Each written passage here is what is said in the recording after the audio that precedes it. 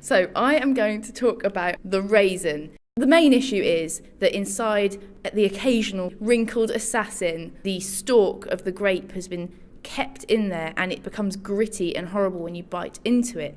But the issue I've got is that some of the most delicious things that I like to eat contain raisins. Christmas time's a nightmare because I love a mince pie. I don't mean a mince pie like meat, or to mince pie, or even to mint spy, to spice and mint. I actually mean a mince pie, as in Christmas.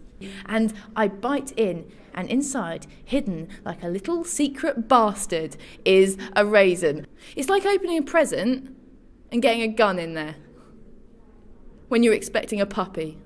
They're like miniature mouse bollocks. I know I used to eat them a lot as a child. Sun-made raisins in the little boxes. I remember digging my fingers in, getting them out. They were nice. They were nature's sweets. And as I've grown up, they seem to have followed me, but with some sort of vendetta.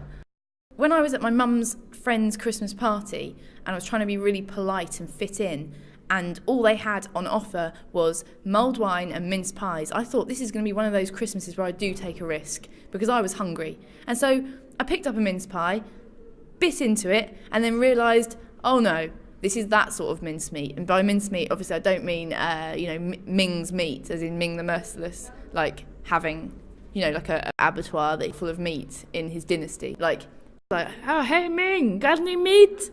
And he's like, sure. I don't mean that. Anyway, so I had a mince pie from the table, and it had all the stuff in it. So I had to eat just the pastry case.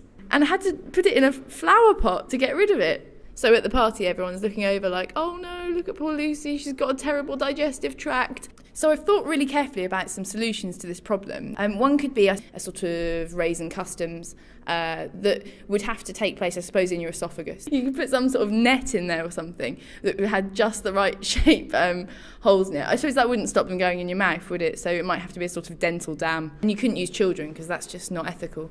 I've thought of another way of doing it. So you employ all of like the squirrels, the raccoons, to just sort through them on a sort of conveyor belt, a woodland conveyor belt. And as the raisins go through, they just sort through, and if they can feel one with a stalk in, that goes straight into a chamber where it gets burnt in a furnace. My third way would just be to change the recipe. Just use cranberries. So, as it stands, currently, me and this particular type of dried fruit do not get on. But who knows, if they think about raising their game, then perhaps we could be friends. But probably not. Hoot.